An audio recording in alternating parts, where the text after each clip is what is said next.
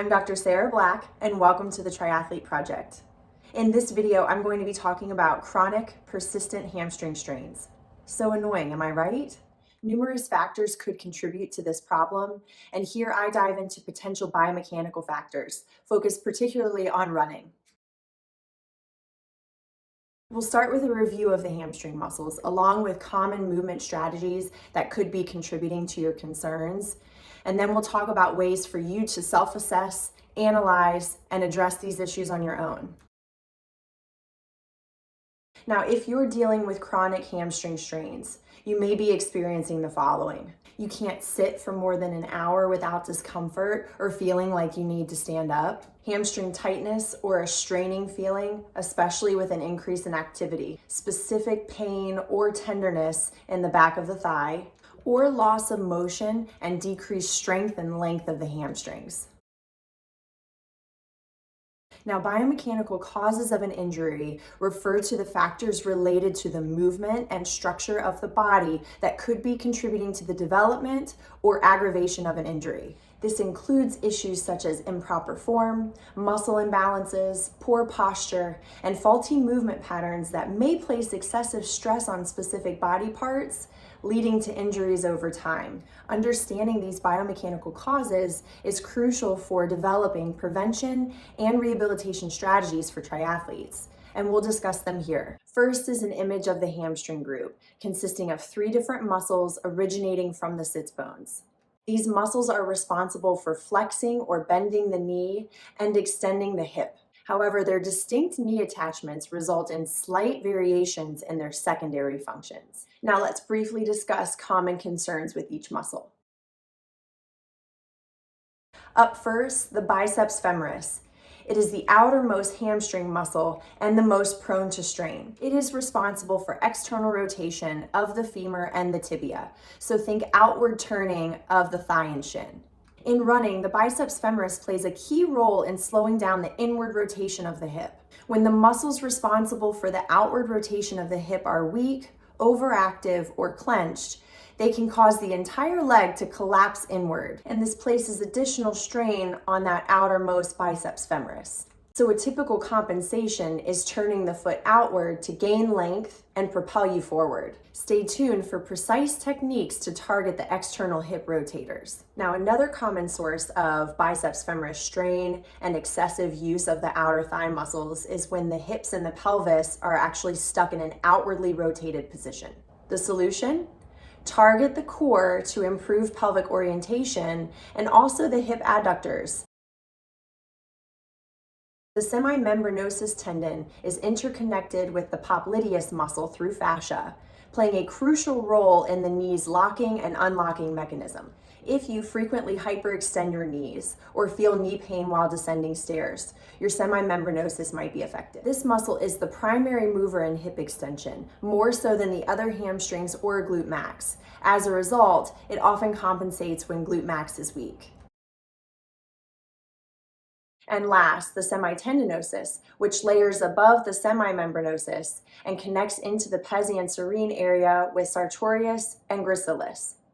This muscle is responsible for internally rotating the leg. Interestingly, the semitendinosus is unique among other hip extensor muscles for its link to sprinting speed, a distinction not shared by the glutes, hip adductors, or other hamstring muscles. Additionally, in cases of chronic lower back pain, the semitendinosus plays a vital role in maintaining the stability of the spine and the pelvis through its internal rotation action. Therefore, it's essential to focus on strengthening the proximal or higher portion of the hamstrings to sustain this role. And we'll review this later on in the video, but we must coordinate the core muscles for pelvic stability so the hamstrings don't bear that excessive strain. Another possible cause of chronic hamstring strains might be insufficient hip flexion, leading to a forward tilting of the pelvis to try to gain that hip flexion. And this is significant because the angles of true hip flexion are linked to sprinting speed. So bringing it back full circle and remembering the hamstring's attachment on the pelvis, the forward tilting approach heightens the risk of injury during running and warrants attention. So you'll notice in this video and in the exercise handbook that our focus will be on eccentric loading and gradual progressive overload of the hamstrings. This approach is vital for the effective remodeling of the hamstring muscle and tendon. The extent of tissue remodeling depends on the level of stimulation it receives, and the tissue needs to be stimulated enough to undergo significant change. Failing to achieve this level of stimulation results in continuous irritation and prevents the muscle from strength gains. So let's see what we can do about that later on in the video.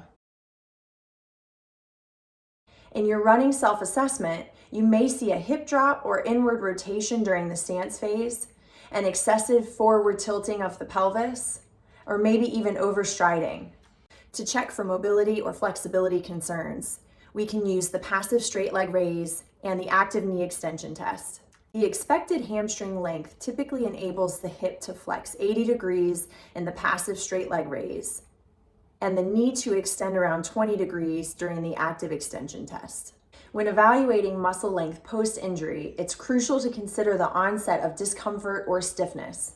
These tests may be restricted by pain in acutely injured athletes, potentially affecting the accuracy of the test. For a more reliable evaluation, make sure you're out of the acute stage, and be sure to check the other leg for comparison. It's also a good idea to perform an active straight leg raise and record yourself performing the movement. This allows you to observe any significant pelvic shifts, which may be indicative of abdominal weakness and inadequate core control.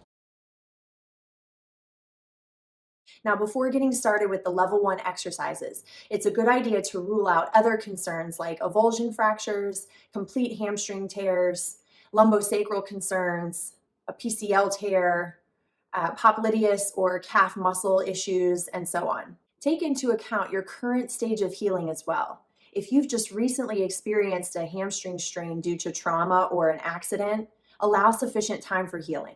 And avoid engaging in movements that may exacerbate the injury before starting this program.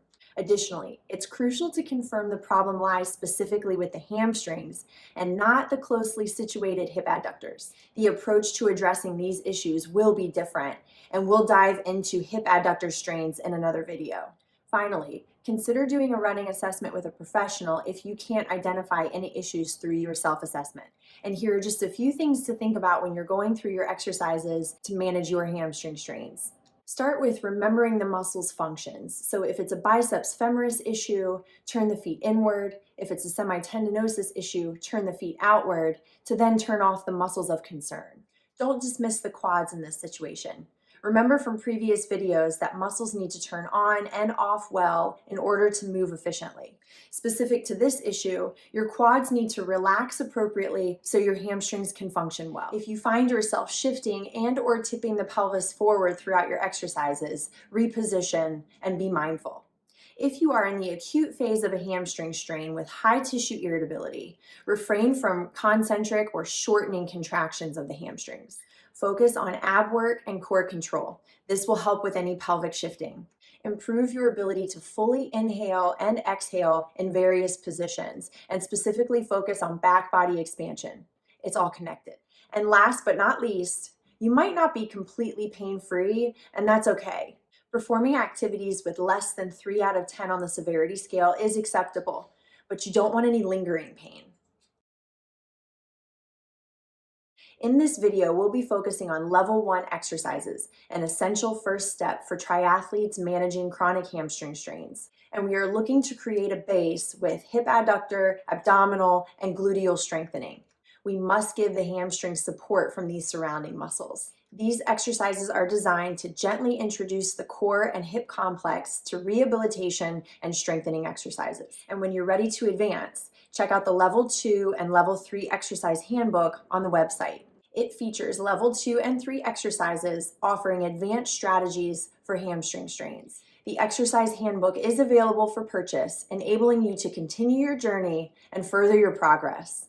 Now, the following exercises are meant to be a starting point to help you address your concerns. Peak performance as a triathlete hinges on optimal function, strength, and endurance of your entire core and hip complex. Now, let's get started with level 1 and begin your path to improve sports performance.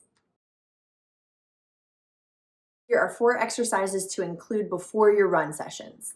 Foam roll quads, hamstrings, hip adductors, and glutes for down regulation. Try child's pose breathing with a rolled yoga mat to encourage back body expansion. Next, Side lying knee lifts with a yoga block between the knees and feet against the wall to activate hip adductors and practice maintaining neutral pelvis. And last, counter breathing to encourage back body expansion while allowing the hamstrings to reset. Next, let's look at 3 strengthening techniques to integrate into your strength training, ideally 2 to 3 times a week. A double leg mini bridge with sliders for gentle eccentric loading of those hamstrings. Next, the start of a dead bug progression. Heel slides with a rolled yoga mat under the pelvis to work on pelvic control. Remove the rolled yoga mat when you notice less movement of the pelvis and consider a leg raise. And last, an isometric hip abduction against the wall for a glute med focus. You can try mini squats in this position if you really feel glute med activating and not the deep hip rotators or lower glutes clenching. And there you have it. As I emphasized earlier, consider this plan a good starting point. The duration for seeing adaptation varies based on individual factors, but generally, committing to 6 to 8 weeks at 2 sessions per week is necessary for noticing significant improvements in strength and endurance if they're lacking. I encourage you to give it a try and let me know how it goes in the comments below. Remember to check out the Level 2 and Level 3 exercise handbook on the website when you're ready to progress. And consider sharing an issue that you're currently facing in the comments as well. And if you know a fellow triathlete who could benefit from the content in this video, please share. I'll see you next time for more insights and tips at the Triathlete Project.